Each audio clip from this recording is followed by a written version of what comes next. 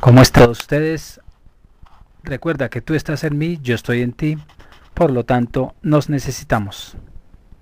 Juan Guillermo Guerrero Méndez, 320-370-0091, Colombia. El arte y la cultura como deporte. En mi canal, que me encuentran por mi nombre o por Hipnoterapeuta Juan en YouTube, ustedes se van a dar cuenta la inmensidad de temas que se tratan. Y son en su mayoría ciencias de humanidades, que es lo que nos hace cada vez mejores y mejores personajes en esta sociedad tan inconforme, tan pesimista en muchos casos, pero esto nos hace ver que el pesimismo es mental. Por lo tanto, quienes escuchen se purificarán y serán cada vez muchas personas mejores pensantes. Otra cosa que tenemos que recordar es que todo lo que se está diciendo pues ya está dicho. Pero muchas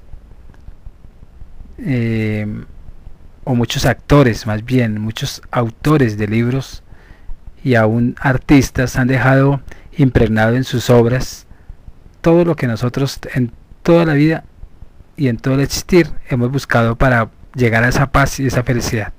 Por lo tanto, todo lo que se está avisando es gracias a muchos que nos han enseñado su grandeza y su percepción de la vida en el mundo desde la teoría para la práctica. Hoy vamos a tratar ese tema de la soledad y el desarraigo del hombre moderno. También, pues, cómo es decir que tiene que ver con el psicoanálisis de esa amistad. Entonces el hombre pues nace, muere y solo. Y siempre uno escucha a los muchachos, yo vine solo y me muero solo. Y más cuando están mal geniados, pues se dan cuenta que su mal genio los lleva a la muerte. Un ejemplo, cuando están buscando problemas. Y nadie los está en ese momento defendiendo, y ellos en su ofensa dicen yo nací solo y morí solo. Pues es una realidad, y únicamente engañándose puede entrar entre dos acontecimientos capitales: creer que no está solo. Afirman aproximadamente los portavoces del pesimismo, esos personajes que uno ve destruyendo su existencia, cuyo más eminente representante en nuestros días es probablemente algún filósofo. Por ejemplo, Jean-Paul Sartre. Muchos dicen que él es el papá de los pesimistas. Cada uno tendrá razones dentro de su mundo, ¿no? Y ahí viene una pregunta: ¿semejante pesimismo puede extraer de la experiencia existencial argumentos de su apoyo? En nuestra opinión, pues no precisamente.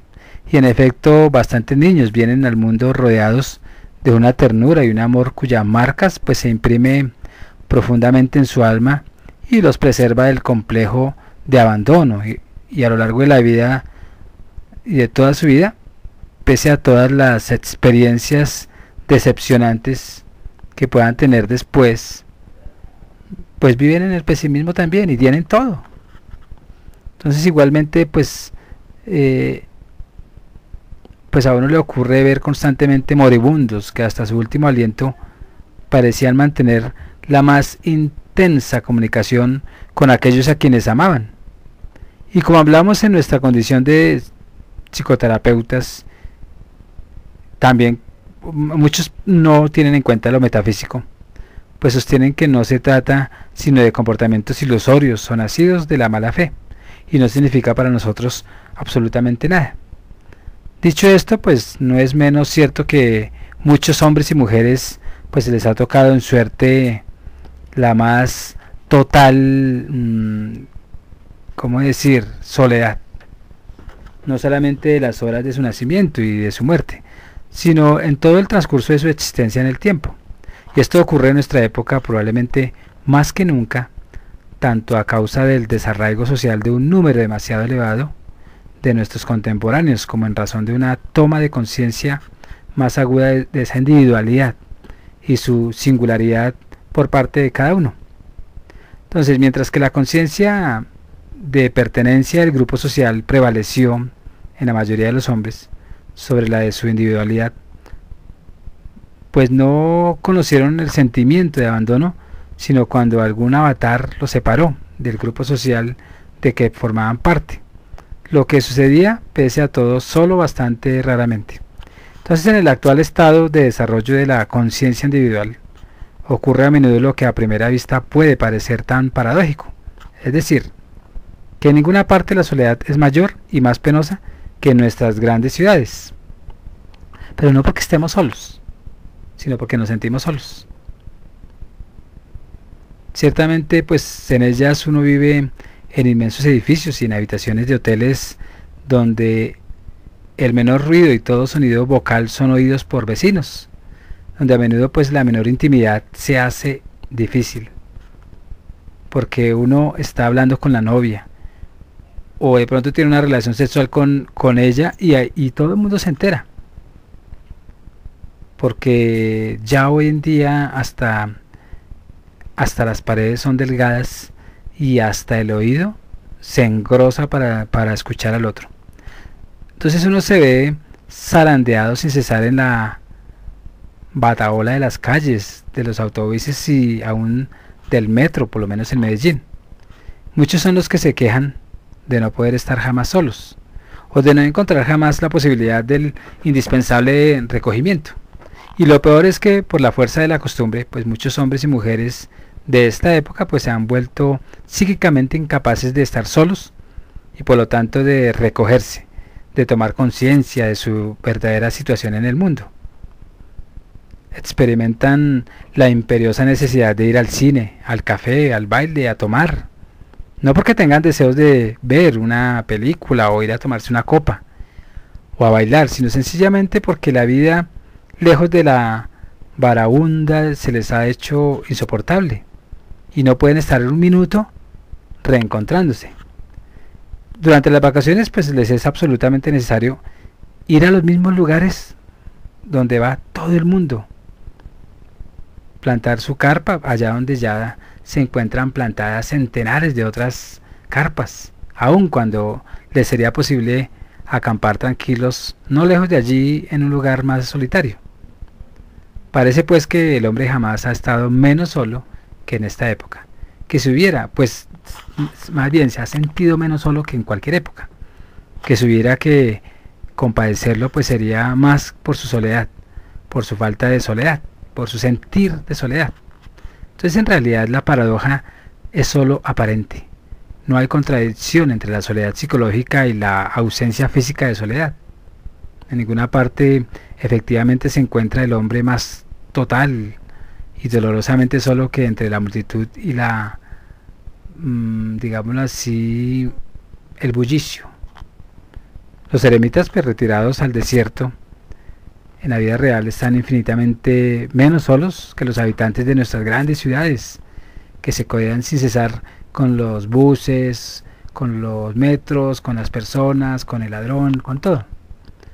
Los cinematógrafos y los bailes también se ocupan de supuestamente de alejarnos de la soledad, para no confundir el aislamiento físico del ermitaño con la soledad moral del ciudadano, y con frecuencia nos serviremos para designar esta última del término incomunicación.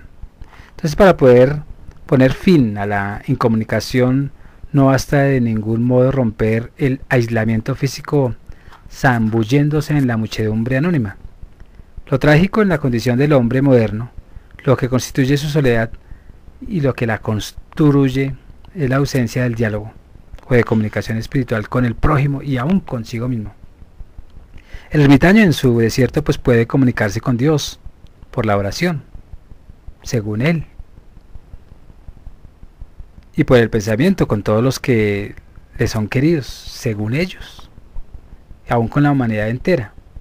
Y esa psicomagia ayuda, porque el hombre sí se reencuentra con un algo que hace que uno cambie la percepción de Dios, hombre y mundo.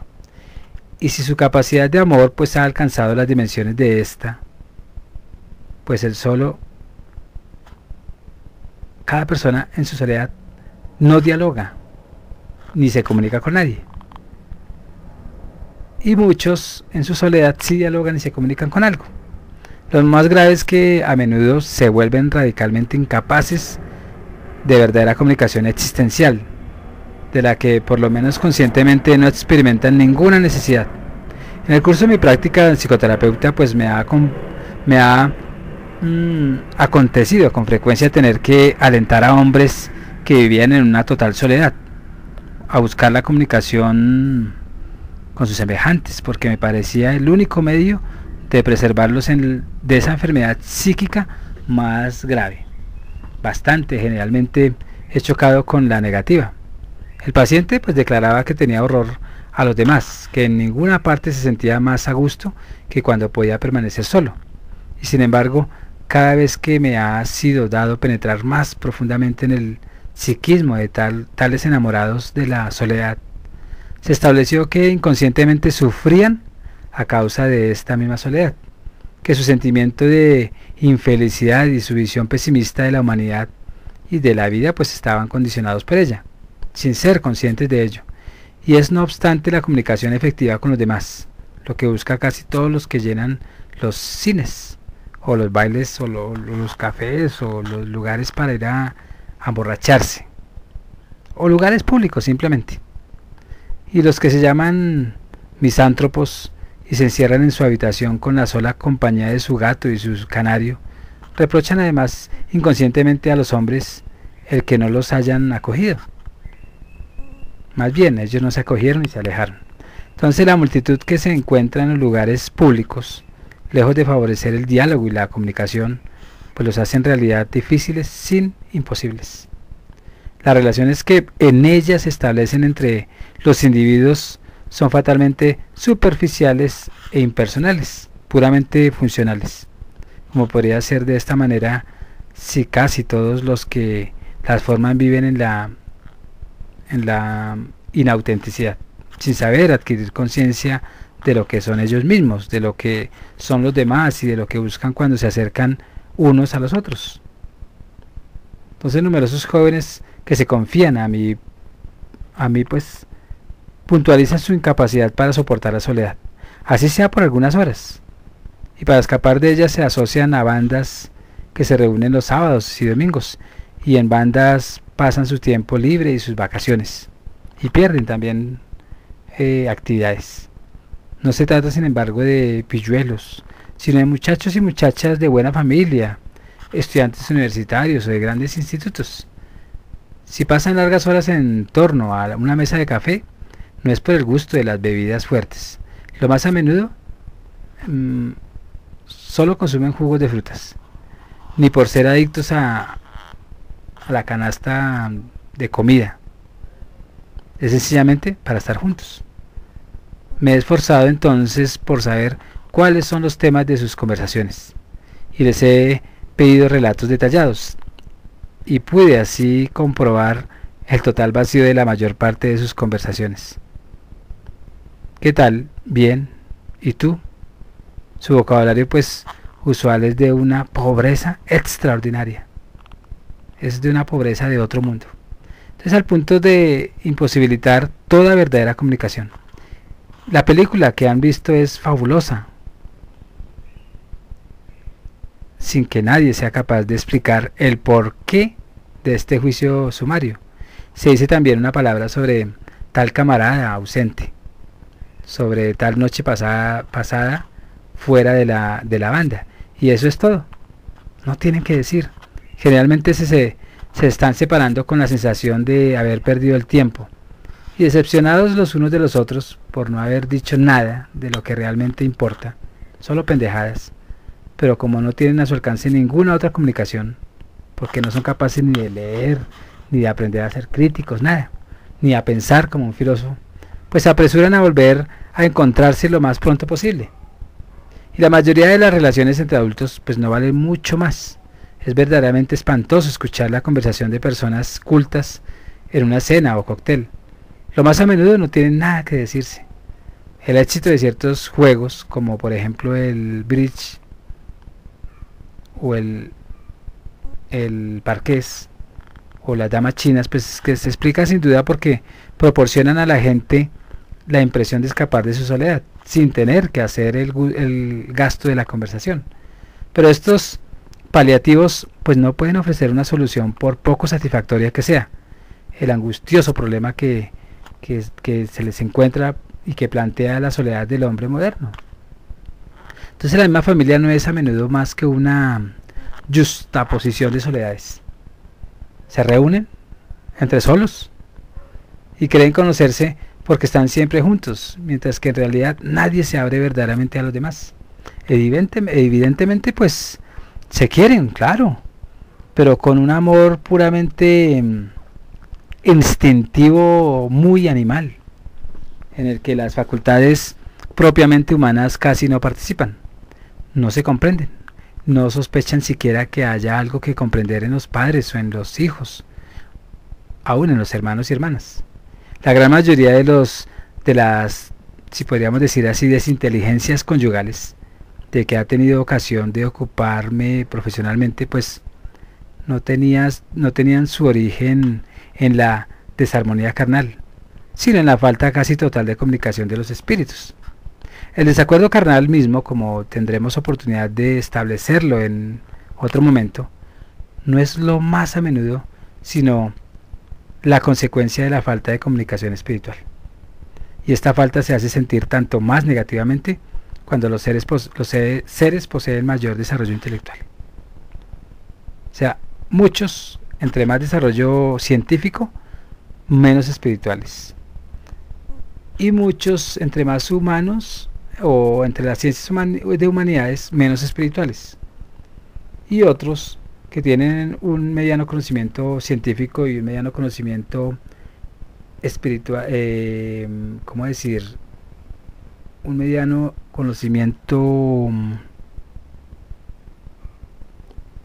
psicológico, saliéndose de la ciencia y de paradigmas, posiblemente se reencuentren con un desarrollo espiritual. Y si tienen un conocimiento teológico de cualquier doctrina, pues les ayuda. Entonces, en numerosos casos, pues esta disparidad entre la madurez intelectual y la pobreza afectiva, pues es la causa principal de la ausencia de comunicación y da lugar a neurosis pues más o menos graves. Muchos señores de 50 años de edad muy melancólicos no experimentan ningún gusto por la vida y ven todo con pesimismo, y su juicio sobre los seres humanos en general y sobre cada uno de sus amistades en particular es de lo más desilusionado. Y muchas personas así pues han realizado muchas tentativas de suicidio y atribuye a su cobardía no haber osado llegar hasta el fin. Sin embargo, tienen una ocupación bien remunerada y socialmente bastante halagadora. Está casado con una mujer, o están casados en la segunda vez, está muy lejos de ser, pues que ésta sea muy mala, que cuida muy bien de él y con la que casi no tienen choques. Sus hijos son, digámoslo así, exitosos intelectualmente y exitosos laboralmente. Otros hay unos exitosos espiritualmente muy bien. Y triunfan convenientemente en sus estudios y moralmente, pues le proporcionan toda clase de satisfacciones. ¿A qué se debe entonces ese complejo de infelicidad, teniendo todo? Ese disgusto por la vida. Y en el curso de la psicoterapia, pues se comprueba que esos personajes no han tenido jamás a lo largo de toda su vida verdadero contacto afectivo. Y tienen todo. Es bueno, y todo el mundo es bueno con él, pero nadie lo ha amado nunca verdaderamente, o los ha amado, como tampoco él ha amado verdaderamente a nadie. Ha hecho un matrimonio de conveniencias, sus relaciones con sus hijos pues se basa en principios, él cumple con sus deberes para con ellos, ellos lo obedecen, pero ni de una parte ni de otra hay ningún calor afectivo. Estos personajes pues experimentan el penosísimo sentimiento de que ni su mujer, ni sus hijos, ni sus colegas, ni conocidos lo comprenden. En una sesión posterior reconoce que él, o que ellos reconocen más bien, pues que tampoco ha han hecho nunca nada para comprender a los demás, ni para darse a conocer a ellos en lo que cree ser más auténticamente él mismo.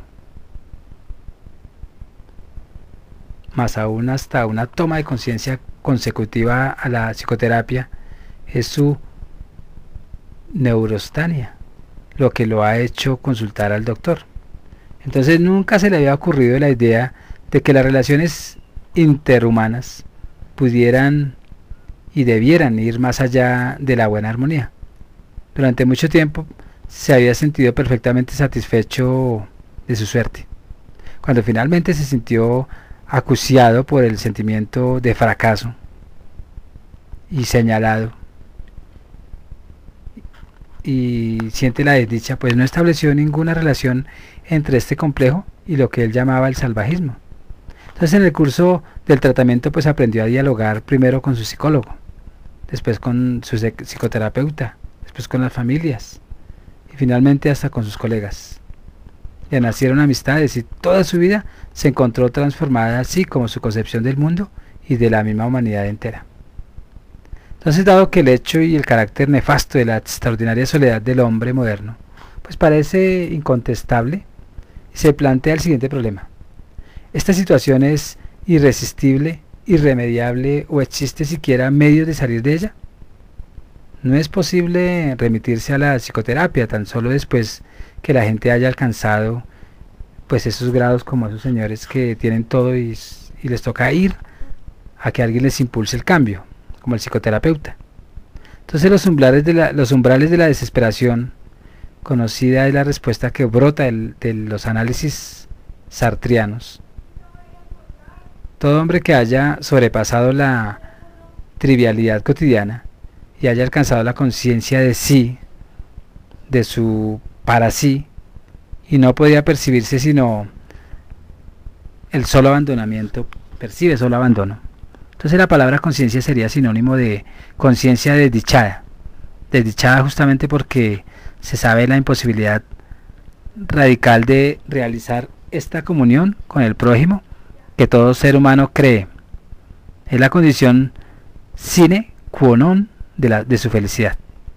Amor, amistad, camaradería, de lucha, pues procederán por igual de la mala fe inconsciente de los hombres, demasiados cobardes para admitir su irremediable soledad. Entonces, hay obras de Sartre y tienen como uno de sus temas esenciales la imposibilidad connatural de la condición humana y de salir de su insoportable aislamiento por medio del encuentro con el prójimo. El otro no podrá ser para él yo más que un enemigo. Entonces erraríamos sin duda al acordarle tanta importancia al pesimismo sartriano. Y recuerden que el existencialismo nace después de la Segunda Guerra Mundial, donde todos, decepcionados por la muerte, por las familias destruidas, etcétera, etcétera, entonces no toman el camino sino el pesimismo, y Sartre es uno de los maestros en el pesimismo. Si solo se tratase de un procedimiento literario o de la neurosis personal del filósofo Sartre, Jean-Paul Sartre, pues en rigor él se ha hallado tanto auditorio entre tantos novelistas vulgarizadores de su tesis y entre tantos jóvenes de nuestro tiempo, es porque su propia experiencia coincide parcialmente por lo menos con la de muchos de sus contemporáneos. Es el portavoz de una fracción importante de la humanidad y de la época en que uno está viviendo. Entonces la filosofía de la soledad fatal y de la consiguiente infelicidad pues no podría con todo pretender que es traducción de la totalidad de la experiencia humana. Con referencia a nuestra propia experiencia existencial, tanto directa como indirecta, creemos nuestro deber señalar la falsedad del pesimismo del existencialismo sartriano, por lo menos en la medida en que éste pretende rendir cuenta adecuada de la condición humana total. El encuentro con el otro en su alteridad propia pues se presenta efectivamente como el acontecimiento central de la trama de la existencia de la mayoría de los seres humanos. pero nos ha sido dado comprobar que este encuentro, lejos de no poder ser más que una fuente de ilusión y decepción, en muchos casos pues proporciona a los hombres la oportunidad por excelencia de realizarse o de cumplir plenamente su vocación de hombre. Si por desgracia no siempre es así, si en nuestra época en particular el encuentro con el prójimo puramente arriba, a una comunicación auténtica con él, la explicación debe buscar no en una imposibilidad esencial cualquiera, sino simplemente en las condiciones de vida psicosociales de la humanidad moderna, en la desarmonía que existe entre su desarrollo intelectual y afectivo. Entonces la comunicación existencial con los demás puede revestir muy diferentes modalidades, pero siempre y necesariamente es de orden afectivo. Cuando se trata de un intercambio únicamente intelectual, pues cada uno pone en juego tan solo sus pensamientos e ideas, pero no su ser mismo, porque lo que está expresando es lo que él cree ser. Entonces la comunicación es entonces solamente extrínseca, probablemente porque ciertos filósofos y sus discípulos pues no conocen más que esta especie de interminables discusiones en unas olas de reuniones y en torno a una mesa de café o un cigarrillo, o sobre política, literatura y arte, o creen que deben afirmar la imposibilidad del hombre de salir de su incomunicación. Pero como el ser humano es capaz de amar y ser amado, la incomunicación no constituye en modo alguno pues la fatalidad de nuestra condición en el mundo.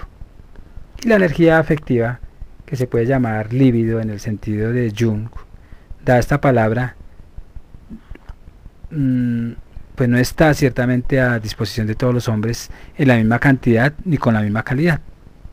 Existen seres pues afectivamente ricos y otros muy pobres, así como hay seres más o menos dotados intelectualmente, en razón de los conflictos neuróticos.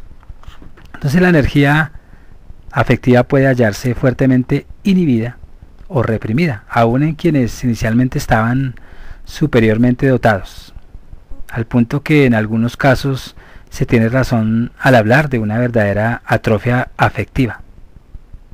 Además, pues la riqueza afectiva no siempre corre parejas con la riqueza intelectual. Existen hombres intelectualmente sobredotados que padecen una asombrosa pobreza afectiva, así como los hay de una gran riqueza afectiva cuya capacidad intelectual es bastante mediocre.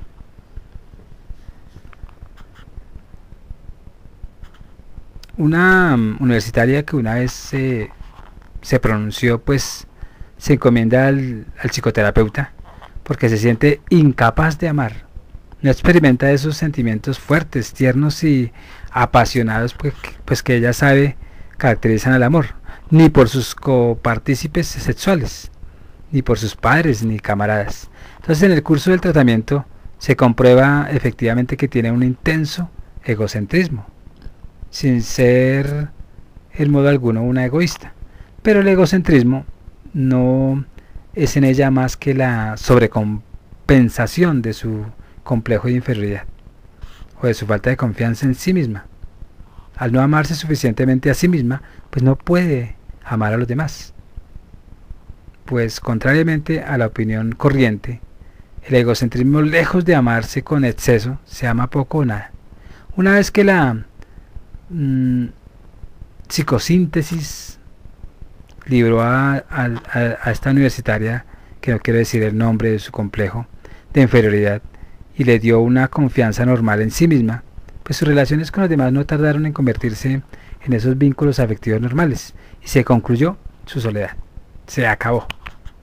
En varias de nuestras obras anteriores pues hemos denunciado el error de Freud y los freudianos de considerar la energía afectiva, la libido, como de naturaleza específicamente sexual. Pues en efecto, en esta hipótesis, la única forma verdaderamente auténtica de comunicación entre los seres sería el amor sexual. Porque es que el Freud, pues él dice que todo es sexual, o sea que el afecto es líbido, y eso no es así. Entonces todos los demás afectos y aficiones serían la resultante de desviaciones, represiones y sublimaciones de este líbido sexual. La estudiante pues sería la fuente de los diálogos platónicos y de la comunicación mística. En realidad es Jung quien ha visto con acierto la energía afectiva que es por naturaleza indiferenciada, de la cantidad y calidad del líbido de que se dispone. Entonces el individuo puede hacerse, según las circunstancias, tal y cual empleo.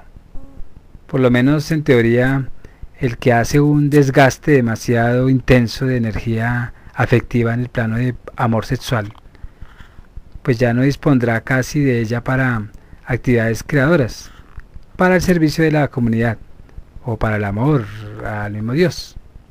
En la práctica pues no siempre es así, y no es raro que el amor apasionado por una mujer acreciente considerablemente la capacidad del hombre para amar a Dios o a sus padres y amigos, renovando al mismo tiempo su impulso creador, y viceversa. Pues hemos tenido ocasión de comprobar en numerosos casos que el advenimiento del hombre y un auténtico amor por Dios o la humanidad pues puede acrecentar su capacidad de amor erótico. En psicosíntesis pues nos ha sucedido que curamos a impotentes y frígidas o frígidos, pues haciéndoles salir de su egocentrismo, despertando con ellos un vigoroso interés por una gran causa. Solo el abuso de la energía afectiva en una esfera dada pues tiene consecuencia nefasta para el total de la vida afectiva. Y efectivamente pues el libertinaje perjudica la creatividad o las relaciones con la comunicación y la comunidad humana y con Dios. La beatería, que es el amor a Dios, lo que el beato hace, y el libertinaje, que es el amor erótico, hace al sujeto inepto para el amor de los hombres y también para toda actividad verdaderamente creadora. Lo mismo ocurre con aquella desviación del amor por la acción creadora que llamamos activismo. Entonces, por otra parte, el libertino no ama en verdad eróticamente, como tampoco el beato ama realmente a Dios, ni el activista la acción creadora. Todos ellos pues permanecen encerrados en su solipsismo y ninguno logra alcanzar una verdadera comunicación afectiva.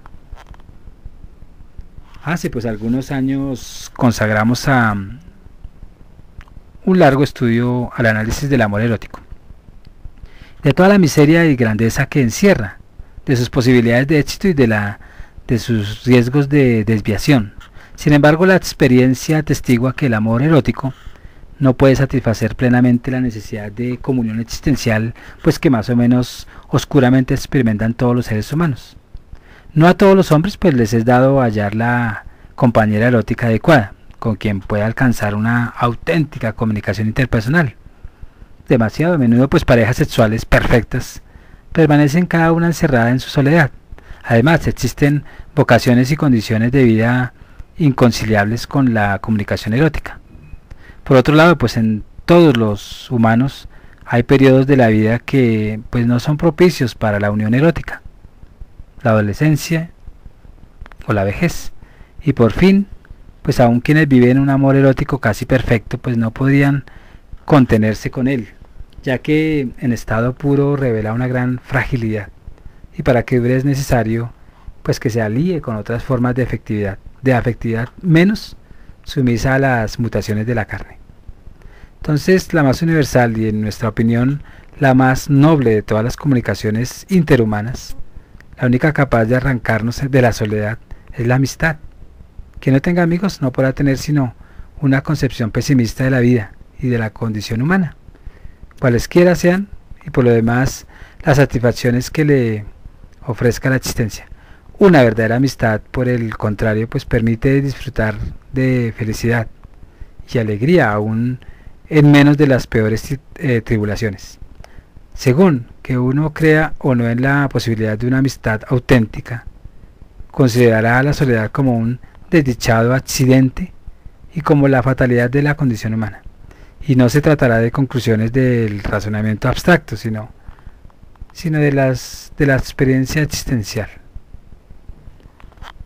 Entonces, terminando esta parte de esa es, digámoslo así, ese psicoanálisis de la amistad. Todos y cada uno de nosotros tenemos que tener un círculo grande, amplio, extraordinario de amigos, para no dejar a lo último a viejos llegar a viejos solongos y estar uno quejándose de las amistades como si fuera algo negativo porque nunca logró tenerlas. O sea, su frustración la estarías expresando continuamente. Y si alcanza uno a llegar a ese nivel de amistad, pues recuerden que no estaría resaltando que no hay amigos, sino que hay muchos amigos. Se despide Juan Guillermo Guerrero Méndez, 320-370-0091. Recuerda que tú estás en mí, yo estoy en ti, por lo tanto nos necesitamos. Muchas gracias.